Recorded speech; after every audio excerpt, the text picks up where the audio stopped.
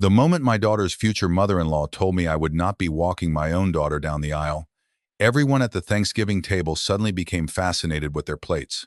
My daughter didn't defend me.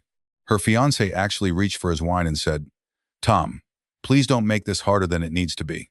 Then his father slid a printed wedding schedule across the table, and beside the ceremony entrance it already said, "Bride escorted by Henry Whitmore." Henry was not my daughter's father. I was. I had changed her diapers, sat beside her through chemotherapy when she was 11, taught her to drive, buried her mother with her, paid the deposit on the wedding venue, repaired her fiancé's parents' lake house for free, and spent the last 18 months being told that family helps family whenever somebody needed something from me. Apparently, I was family when a bill arrived, when a pipe burst, when a truck was needed, or when somebody wanted a favor. But on the wedding day, I had been assigned a seat in the second row because, according to her future mother-in-law, the ceremony should reflect the family Claire is joining.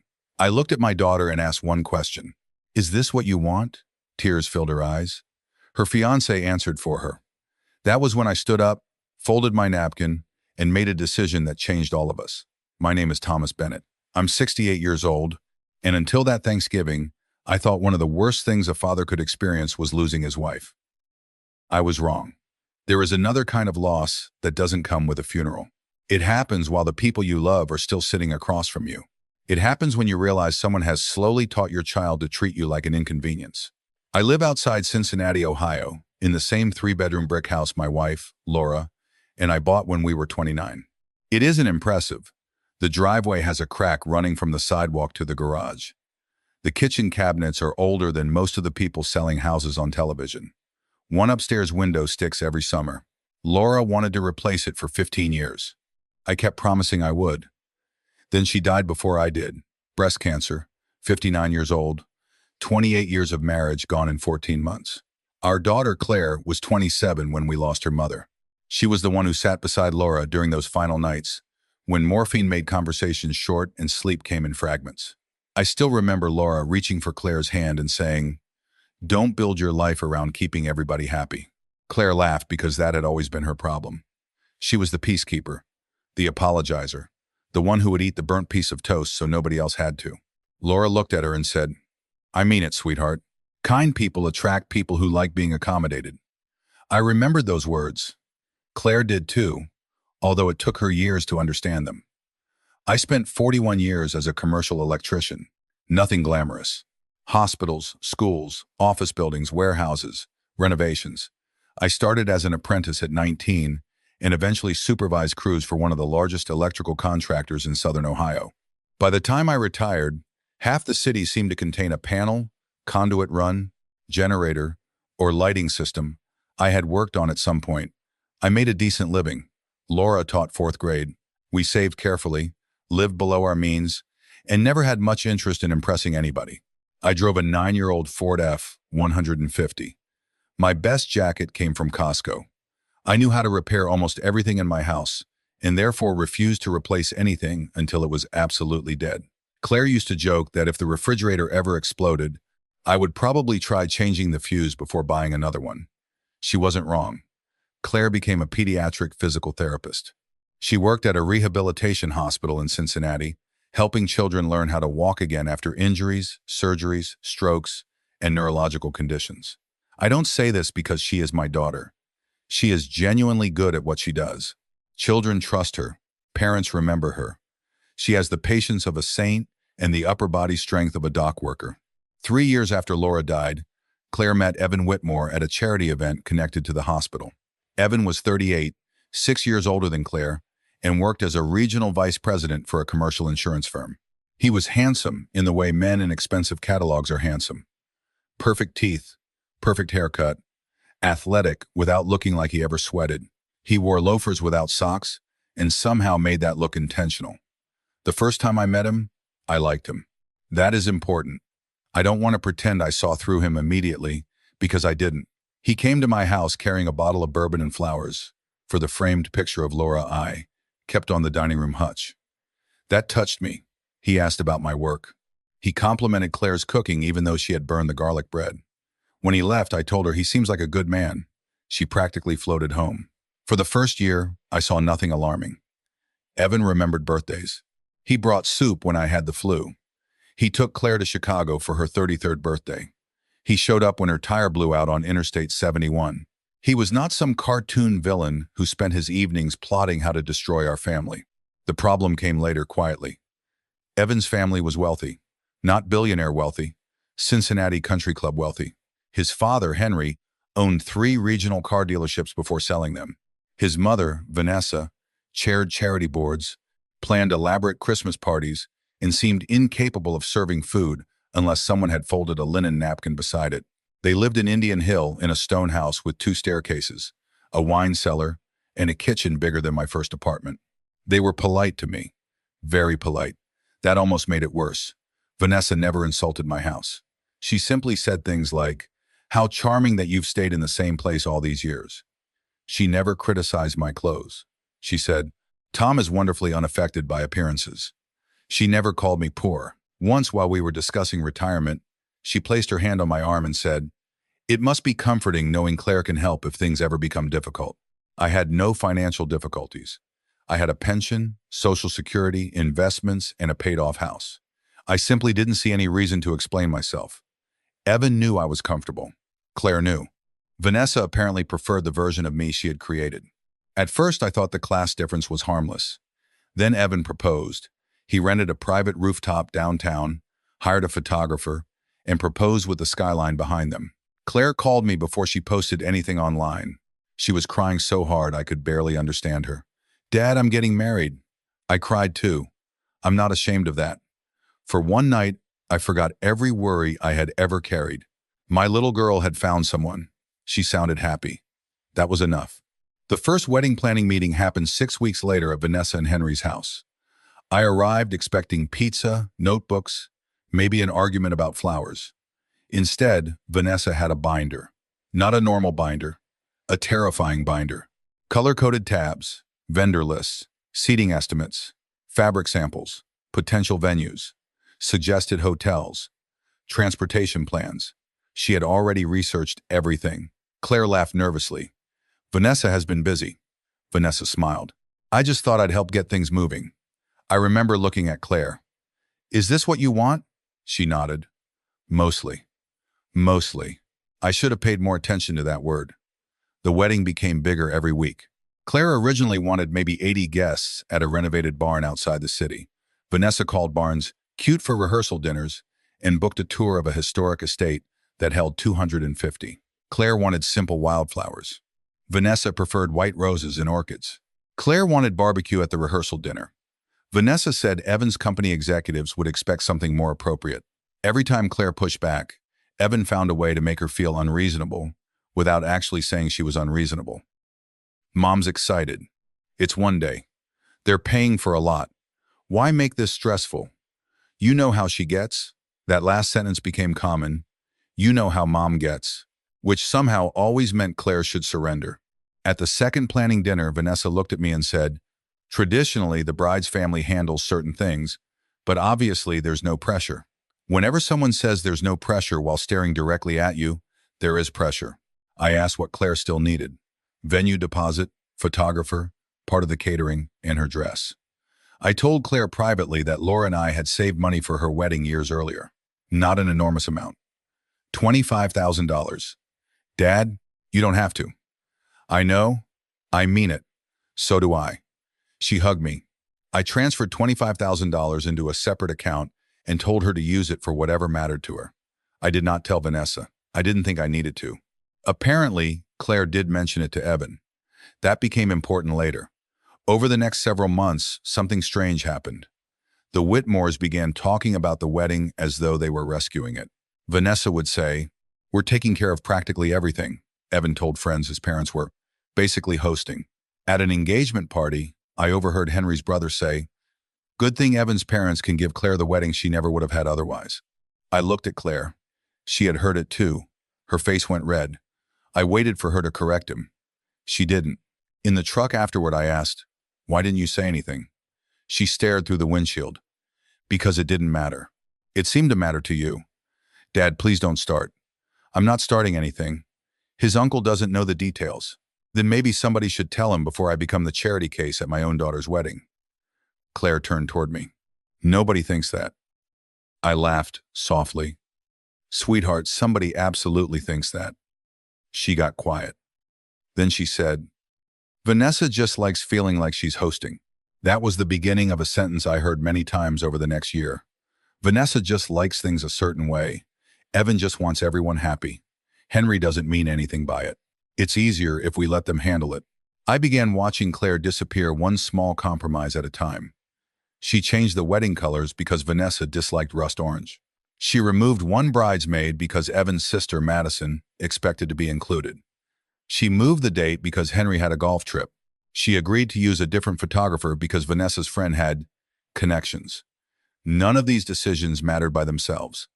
Together, they formed a pattern.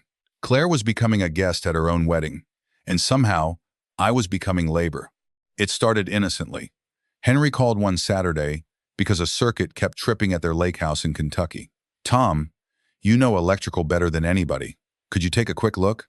I drove 90 minutes, found a damaged outdoor connection, replaced it, and saved him from calling an emergency electrician. Henry tried paying me. I refused. Family, I said. He smiled and slapped my shoulder. Exactly. 2 weeks later, Vanessa asked if I knew somebody who could add outlets behind the wedding venue's outdoor bar. I called a former coworker and got it handled at cost. Then Evan needed help installing shelving in his garage. Then Vanessa needed someone to inspect lighting at the rehearsal dinner venue. Then Henry asked if I could lend him my trailer. Then Madison's boyfriend needed help with a breaker panel. Each request came wrapped in the same phrase, "Your family now." I helped because that is what I do.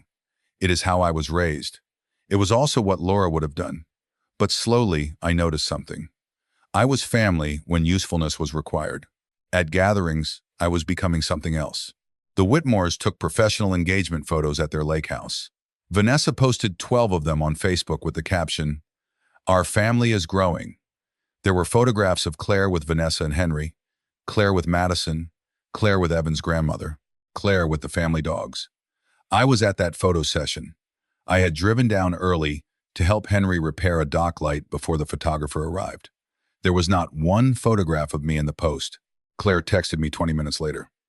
"Dad, don't be upset. Vanessa just posted the ones from her side." I hadn't said anything. That was how practiced she had become at anticipating my hurt. I wrote back, "I'm fine." She sent a heart. I stared at that heart for a long time. A month later, Vanessa hosted a bridal shower. I wasn't supposed to attend, obviously, but I dropped off 2 folding tables Claire had asked to borrow. As I carried them through the side entrance, I heard Vanessa giving a little speech in the living room. When Claire came into our lives, we knew immediately she needed a big family around her.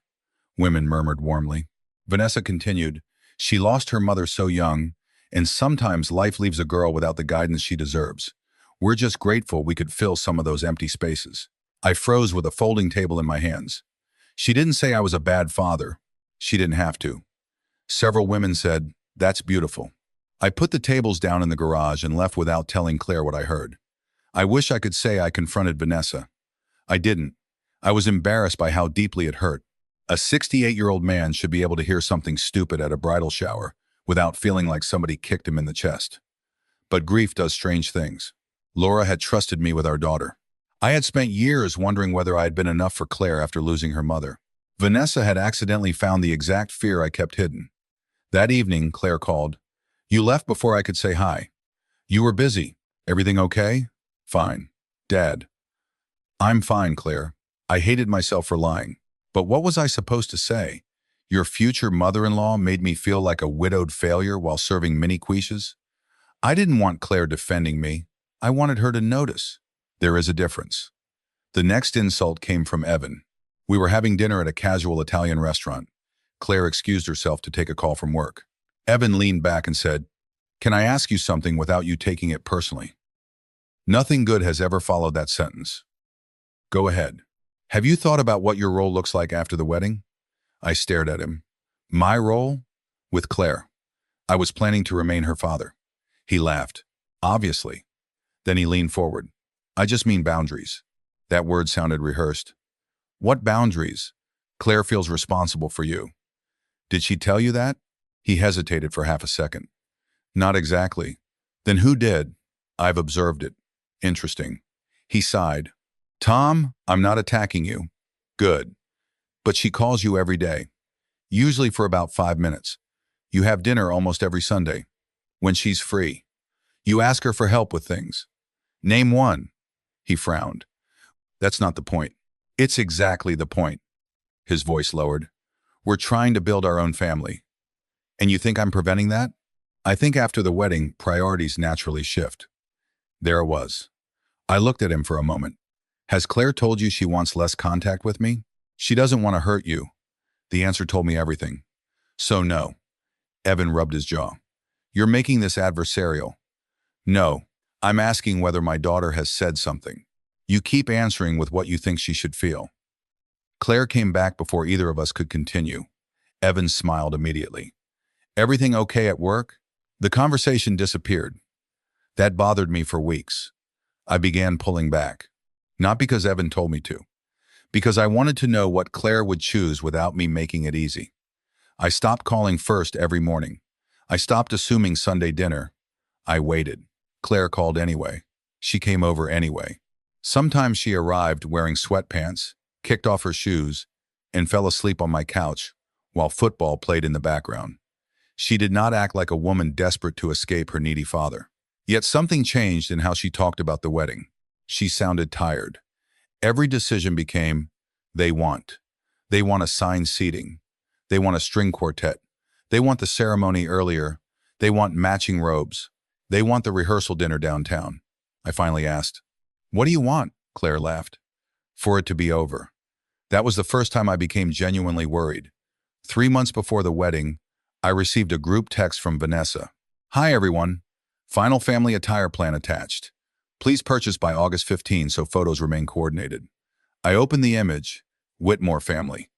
Black tuxedos for men, champagne dresses for women. Bennett family. There was no section. I texted Claire privately. What am I wearing? 3 dots appeared. Disappeared. Appeared again.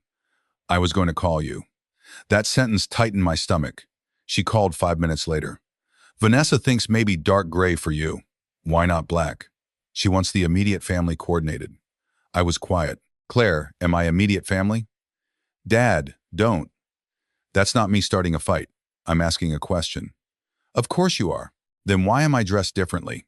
Because it helps separate the families in photos. I thought the wedding was joining families. She exhaled sharply. Can you please not make everything symbolic? I'm trying very hard not to. She started crying. The sound instantly broke whatever anger I had. Hey, sweetheart. I'm sorry. I'm so tired. Then stop. I can't. Why? Because every time I disagree with Vanessa, Evan gets stuck in the middle. No, Claire, every time you disagree with Vanessa, Evan chooses not to stand beside you. That isn't the same thing. Silence. You don't like him anymore. I'm worried about you. That isn't an answer. It's the only one that matters. She hung up angry. We did not speak for 4 days. Then my water heater failed. Claire called because she somehow remembered it was almost 15 years old. Did you replace it? Working on it. Do you need help? I laughed. With a water heater?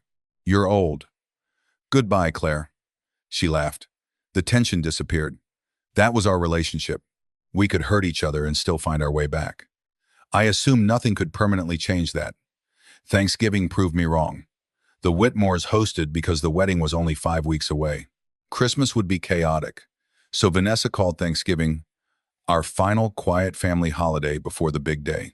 I arrived at 1 in the afternoon carrying Laura's sweet potato casserole and 2 bottles of wine. Vanessa greeted me at the door with a hug. Tom, you brought the famous casserole. Claire requested it. Wonderful. Put it in the warming drawer. She immediately handed me a screwdriver. I looked at it. What's this? The dining room dimmer has been flickering. Henry said you'd know what to do. I almost laughed. Happy Thanksgiving to you too. She missed the sarcasm. 20 minutes later, I was kneeling beside an electrical box in my good pants while Evan's cousins drank bourbon in the kitchen. Henry apologized. Sorry, buddy. It's fine. Family, he smiled. There was that word again. I fixed the dimmer. We ate at 3, 12 people around a long oak table. Vanessa had name cards at every seat. Claire sat beside Evan.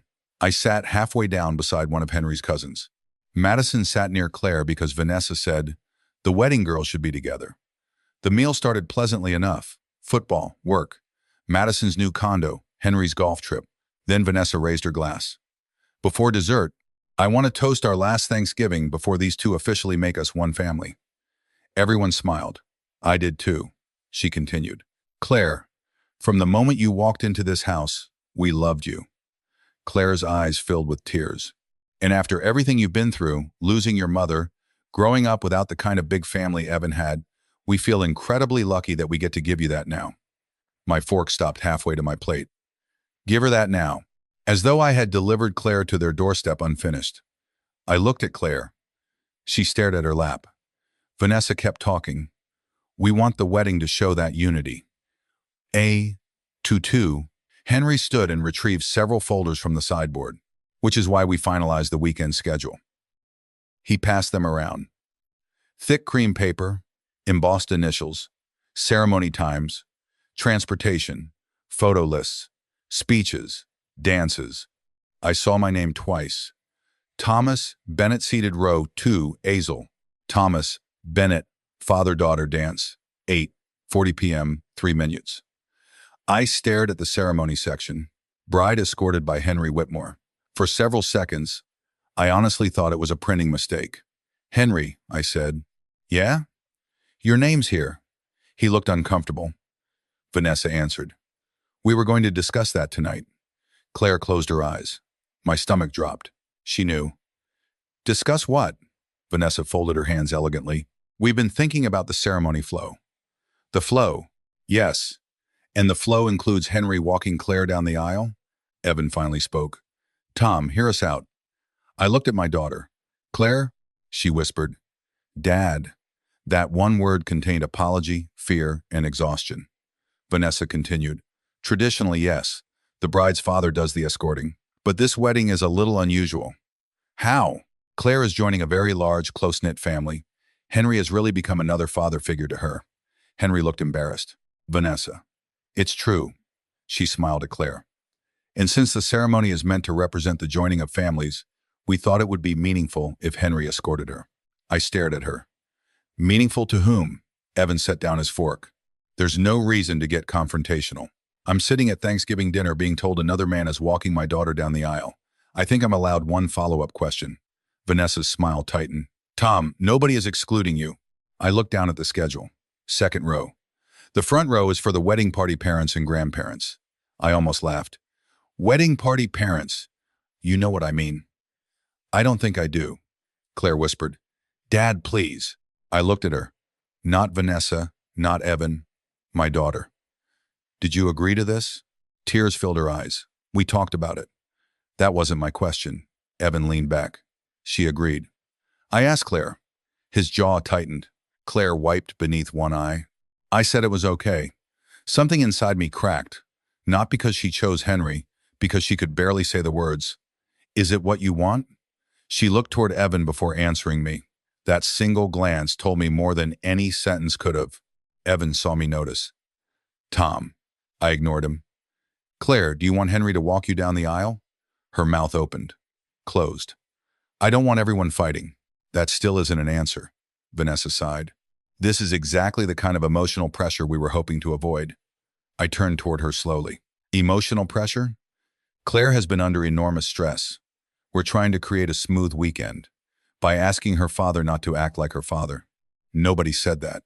You printed another man's name beside the words bride escorted, Evan said. My parents are paying for most of this wedding. They deserve to feel included. Claire flinched. I looked at him. There it is. What? The invoice. Nobody is invoicing anybody. You just attach their money to their right to replace me. That's not what I said. It's exactly what you said. Vanessa's face hardened. Tom, we have tried very hard to be generous. You have. We have included you in everything. I thought about the family photos, the clothing list, the bridal shower speech, the favors, the repairs. No, Vanessa. You've used me in everything. The table went dead silent. Henry looked down. Vanessa blinked. Excuse me? When the dock light breaks, I'm family. When you need electrical work at the venue, I'm family. When Madison needs help at her condo, I'm family. When you need my trailer, my tools, my contacts, my weekends, I'm family. I tapped the schedule. But apparently when my daughter walks down the aisle, I'm row 2. Evan shook his head. This is childish. I looked at him. Be careful. I'm serious. You're turning one symbolic moment into some huge insult. If it's only symbolic, let me do it. He had no answer. Vanessa said, Henry can provide a certain continuity for the photographs and ceremony. Continuity. I almost admired how hard she worked to avoid saying what she meant. Say it clearly, Vanessa. Tom? Say why Henry looks right beside Claire and I don't. Her face changed. Claire whispered, Dad, stop. But I was finally done protecting everyone from their own words. Vanessa exhaled. Fine. This is a formal event. The families are being presented together. Henry and Evan will be in matching tuxedos. The visual makes sense. You've always been more casual and... She stopped. And what? That isn't an insult. Then finish the sentence. No one moved. Finally, she said, and your lifestyle is simply different. There it was. Different. The polite word people use when the honest word would embarrass them. I looked at Claire. Her face had collapsed. Did you know this was why? She started crying. I knew she cared about the pictures. And you said yes. Dad, they've paid so much. I just wanted the fighting to stop. What fighting? Every decision becomes something. The flowers, the dress, the guest list, the photographer. Evan says I need to compromise. Evan jumped in. Because marriage requires compromise. Claire turned toward him. Why am I the only one doing it? That surprised everyone, including Claire. Evan stared. She continued, voice trembling. I changed the venue. I changed the colors. I added Madison. I moved the date. I cut 3 people from my guest list because your mother wanted more business contacts. I agreed to Christmas at the lake house. I agreed to the rehearsal dinner I didn't want.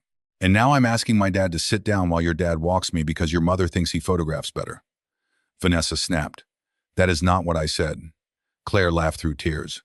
It's exactly what you said. You just used prettier words. Evan leaned toward her. This isn't the time. When is the time? She asked. After the wedding? He lowered his voice. You're upset because your father is making a scene. That was when Claire stopped crying. I watched it happen. Something in her face became still. My father didn't print that schedule. Evan looked away. I stayed seated. As angry as I was, I knew the next decision could not be mine. I looked at Claire. Sweetheart, I'm going to ask you one last time. Forget the money. Forget Vanessa. Forget Evan. Forget me. What do you want? Claire stared at the Thanksgiving centerpiece. Her hands were shaking. Finally, she whispered, I want my dad to walk me down the aisle. Nobody spoke. I nodded. Okay, Vanessa immediately said. Then obviously, we can reconsider. I turned toward her. No. She looked confused. No? This isn't about a schedule anymore. Evan frowned. What does that mean? I folded my napkin and placed it beside my plate. It means I finally understand my place here. Claire looked terrified. Dad, I'm not angry at you. Please don't leave. I need to, Evan scoffed. Of course, make her feel guilty. I stood. I'm leaving because I'm not going to sit here while you teach my daughter that love is something she earns by surrendering. That's ridiculous. Is it? I looked around the table. Every time someone in this family wants something, Claire is told to be flexible. Every time she objects, she's difficult. Every time I'm useful, I'm family. Every time I don't match the picture, I'm pushed aside. Vanessa crossed her arms. After everything we've spent, stop. I rarely raise my voice. I didn't then either. The word was quiet enough that she actually stopped. You keep saying what you've spent like it purchased authority over my daughter. Evan stood. Nobody owns Claire. Then stop pricing her choices. He stared at me. I looked at Claire one last time. You are 35 years old. You do not need my permission to marry him. You do not need my approval. I will love you whether you marry Evan, leave Evan, move to Alaska, or decide you never want to see me again. She started crying again. But I will not help anybody pretend that erasing me is normal just because they paid for flowers. I picked up my coat. Claire stood. Dad, you asked me months ago to help with this wedding. I was happy to. The money I already gave you is yours. I won't ask for $1 back. Evan's face tightened. He knew about the $25,000. Vanessa looked surprised. What money? I ignored her. But I'm done paying for things, fixing things, hauling things, and smiling through disrespect so nobody calls me difficult. Claire covered her mouth. I walked toward the door. Henry followed me into the foyer. Tom! I stopped. He looked ashamed. I didn't ask to walk her. I know. I told Vanessa it felt wrong. You should have told Claire. He nodded. You're right. And Henry? Yeah? Next time your dimmer flickers, call an electrician. For the first time all evening, someone almost smiled. I drove home alone. Thanksgiving leftovers sat untouched on my passenger seat because Claire had packed them for me earlier that afternoon, back when we still thought the most uncomfortable part of the evening would be politics. Halfway down Montgomery Road, I had to pull into a gas station because my eyes blurred. I sat there in my truck and cried harder than I had since Laura's funeral. Not because I had lost the right to walk Claire down the aisle, because for the first time I wondered whether I had already lost my daughter and simply hadn't noticed. At home, the house felt enormous. Laura's photograph sat on the fireplace mantel. I took off my coat and said aloud, I screwed this up, didn't I? The picture offered no advice. At 11:40 that night, my phone buzzed. Claire, I opened the message immediately. I'm sorry. That was all. I typed 3 different replies and deleted them. Finally, I wrote, I love you. You don't owe me an apology tonight. Get some sleep. She did not answer. The next morning, Vanessa texted me at 7:12. I hope when emotions settle, you'll reconsider the position you put Claire in last night. Weddings require compromise, and walking away only increases her stress. I read it twice, then deleted it without responding. At 8:03, Evan texted, we need to talk man to man. I ignored that too. At 9:17, Henry called. I answered. Morning. I owe you an apology. You don't need to. Yes, I do. He paused. I let my wife run over people because it's easier than confronting her. That honesty surprised me, and I've watched Evan do the same thing. I sat down at my kitchen table. Henry continued. I should have stopped the schedule before it ever reached the printer. Why didn't you? Cowardice. No polished explanation, no excuse. Cowardice. I respected that answer. How's Claire? I asked. She and Evan left last night separately. My stomach tightened. Where is she? I don't know. I assumed with you. No. She's safe. Madison spoke with her this morning. I exhaled. Henry hesitated.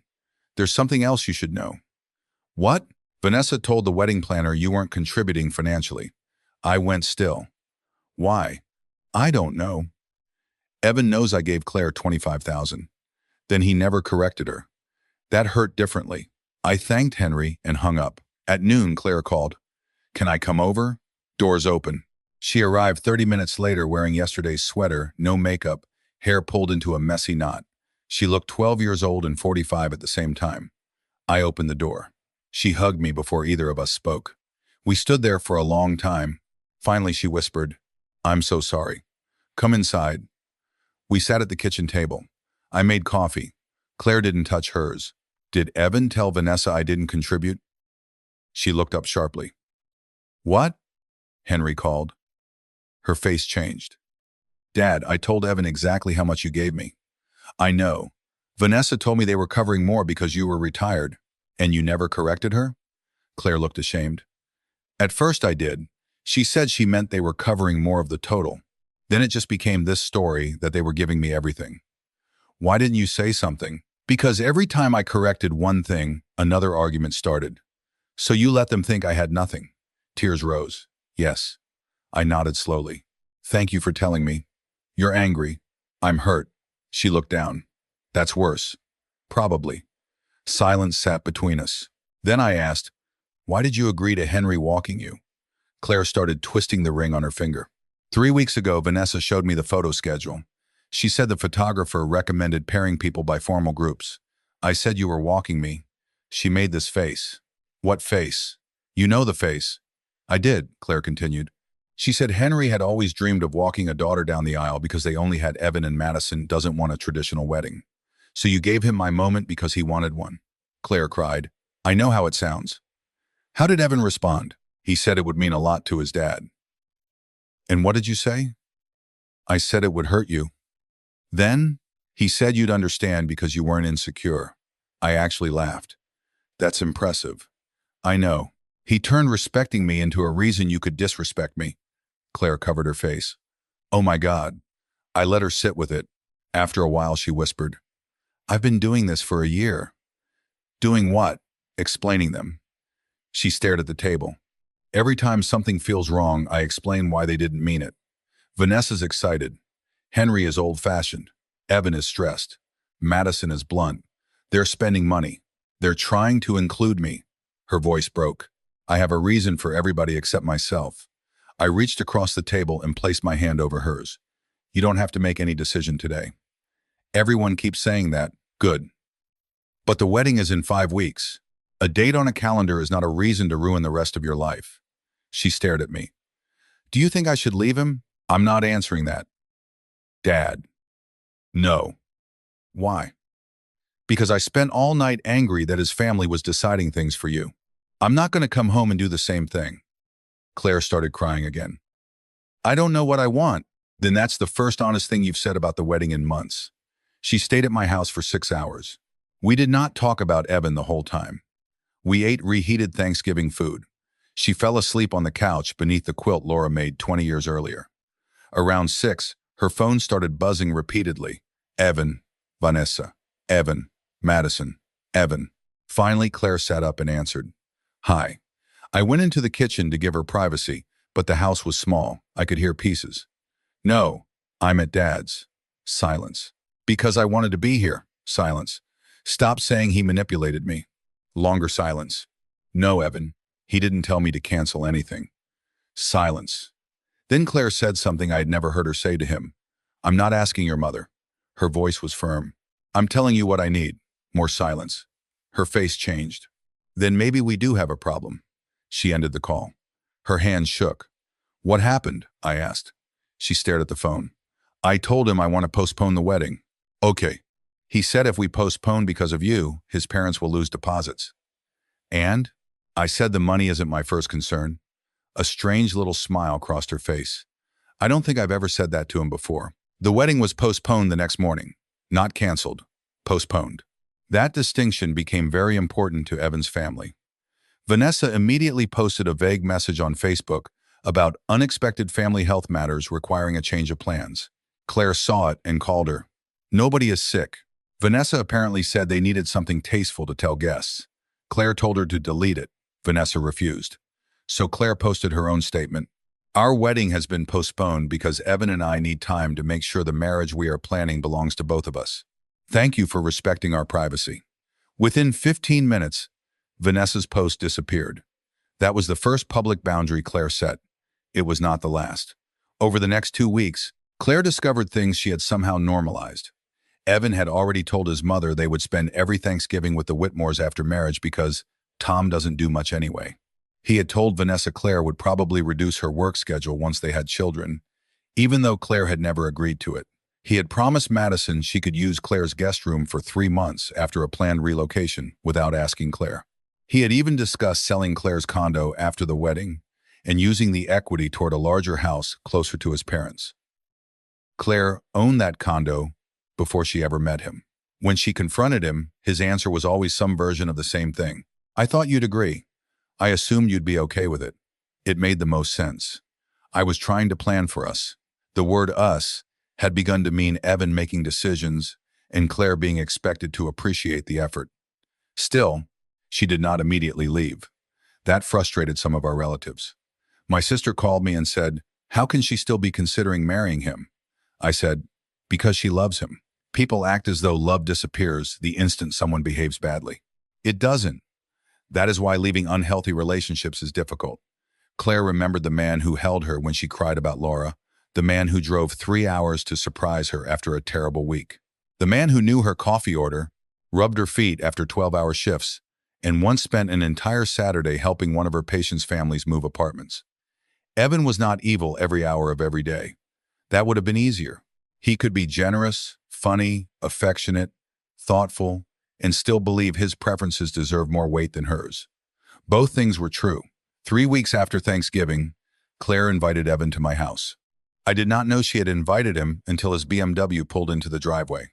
You could have warned me. You would have spent all morning rehearsing. That is slander. Dad, you rehearse conversations with the cable company. Fair point. Evan walked in carrying no gifts, no flowers, no performance. He looked exhausted. He sat at my kitchen table and said, I owe you an apology. I waited. I let my family treat you like you were less important because you didn't look like them. I said nothing, he continued, and I used money as leverage without admitting that's what I was doing. Claire watched him carefully.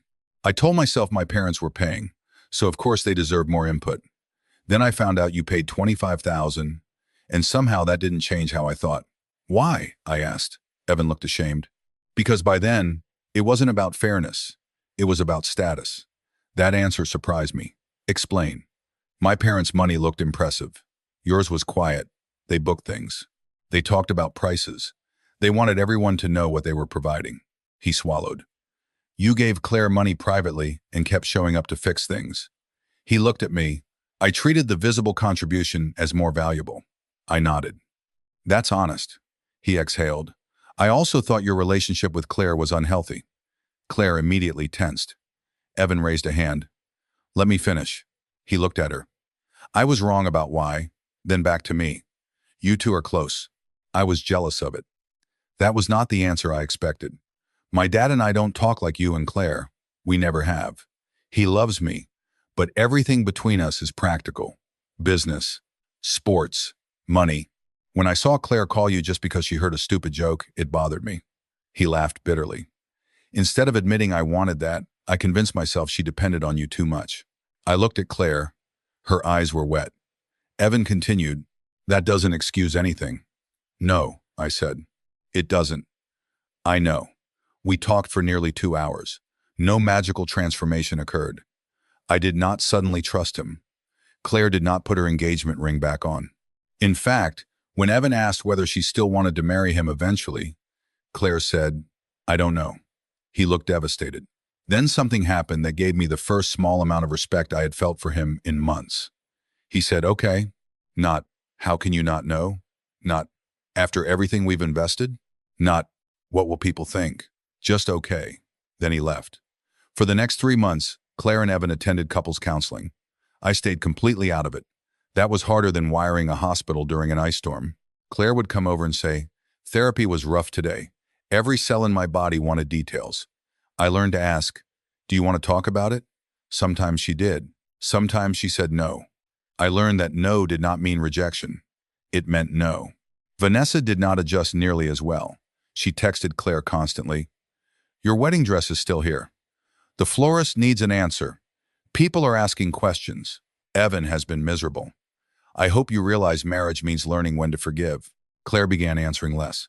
Then Vanessa sent the message that ended their relationship, not Claire and Evan's relationship, but Claire and Vanessa's. It came on a Tuesday night. Claire was at my house eating chili when her phone buzzed. She read it and went completely still. What? She handed me the phone. Vanessa had written, I have tried to be patient, but at some point you need to stop punishing Evan because your father's feelings were hurt. You are 35 years old. A married woman cannot keep choosing her father over her husband. I gave the phone back. What are you going to say? Claire stared at the screen for a long time. Then she typed. She let me read it before sending. I am not choosing my father over my husband.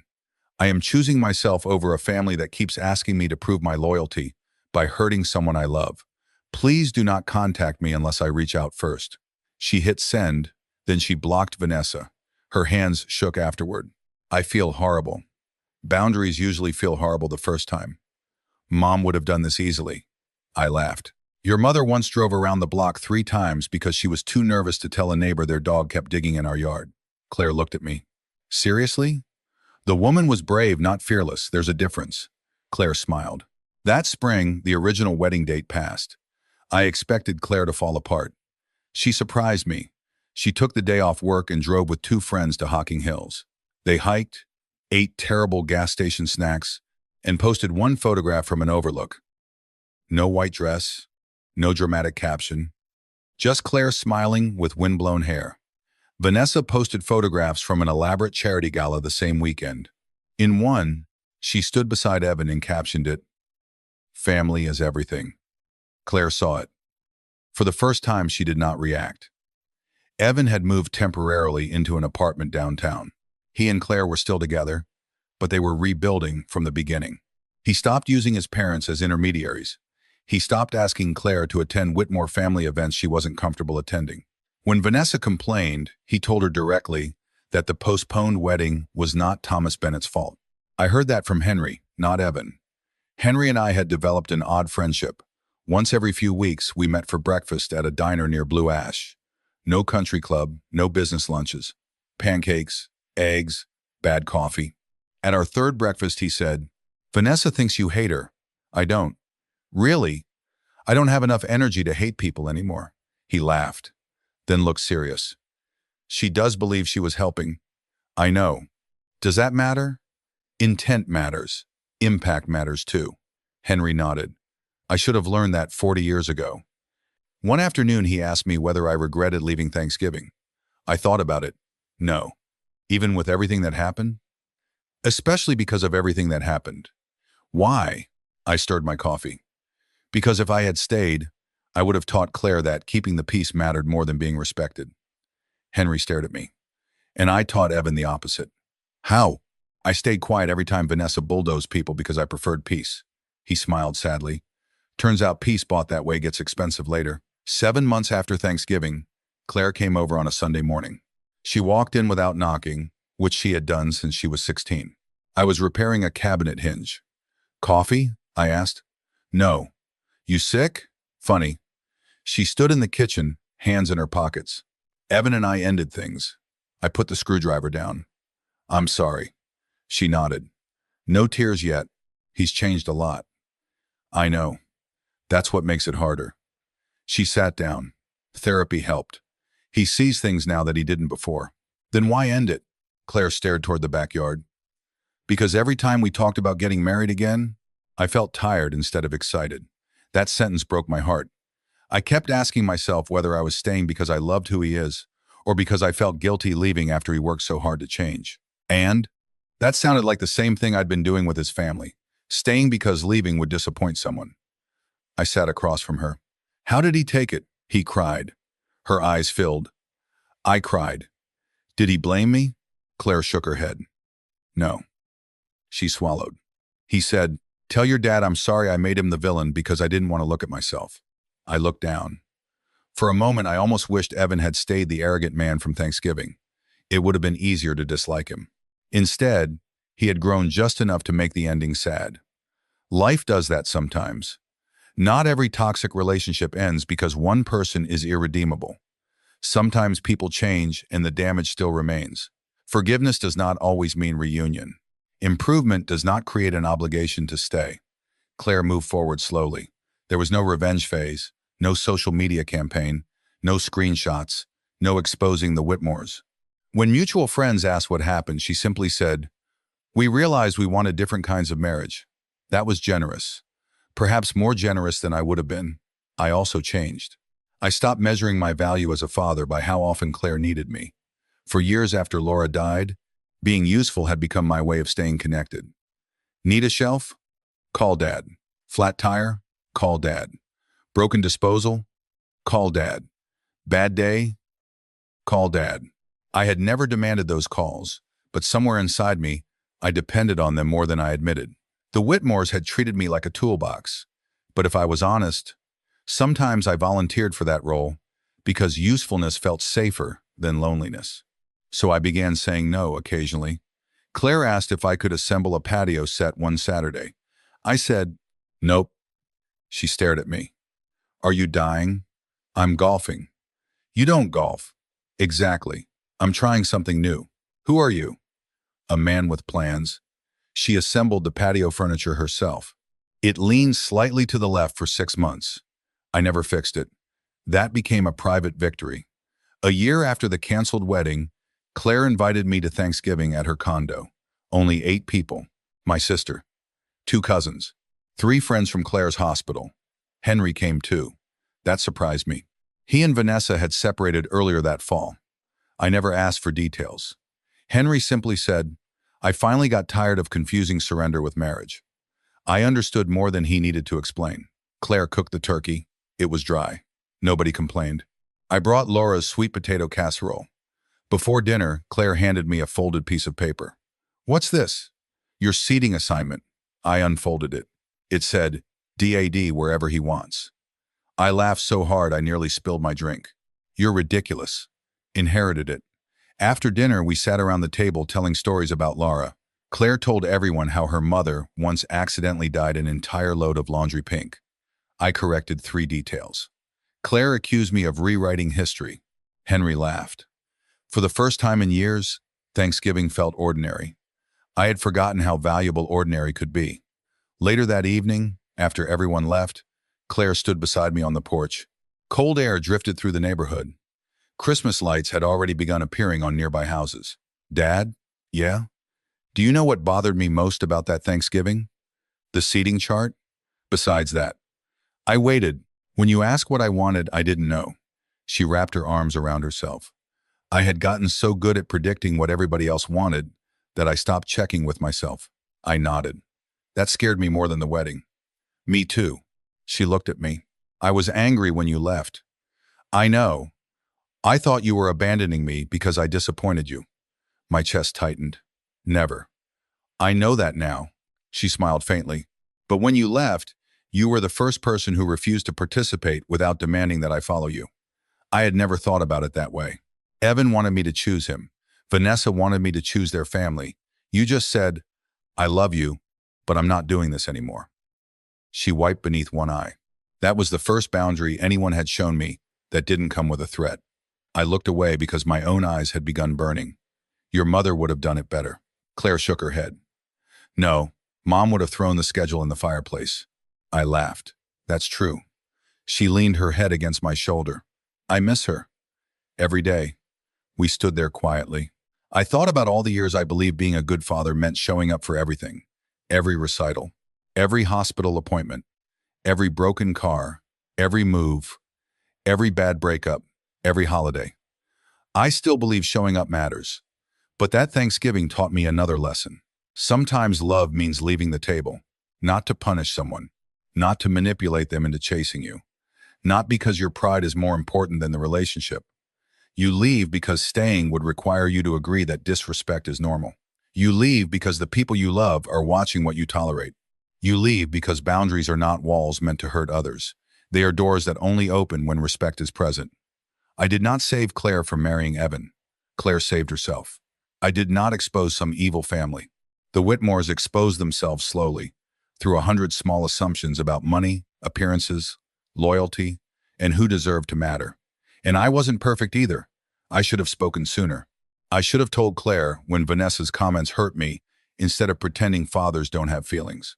I should have recognized how often my own need to be useful kept me volunteering for situations that made me resentful. Families rarely break because one person is completely right and another is completely wrong.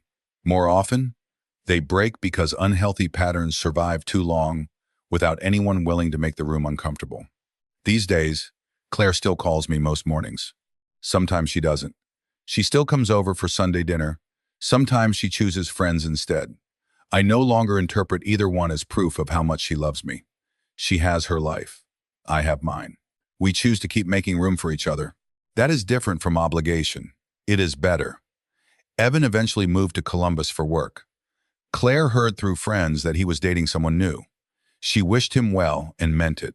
Vanessa never apologized to me. I stopped needing her to. Henry still meets me for breakfast every few weeks. Last month, he called because the lights in his garage stopped working. "You know any good electricians?" he asked. I said, "I'm retired." He laughed. That wasn't my question. So I gave him a number. Growth takes many forms. And as for that wedding schedule, Claire kept it. I found out accidentally when I helped her move into a small house 2 years later.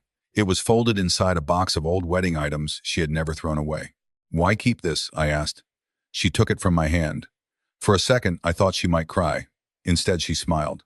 "Because sometimes I need to remember how close I came to disappearing from my own life." Then she tore it in half and dropped it into the trash. I did not cheer. I did not make some clever comment about the Whitmores. I simply picked up the next moving box and followed my daughter into her house. Because by then I had finally learned the difference between helping someone live and trying to live for them. So let me ask you something, and I genuinely want to know where people stand on this. If your adult child's future family repeatedly used you when they needed help, but treated you like an embarrassment when appearances mattered, and your own child stayed silent because they were afraid of conflict, would you swallow the disrespect to keep the wedding peaceful, or would you do what I did and get up from the table, even if walking away might force everyone you love to choose what happens next?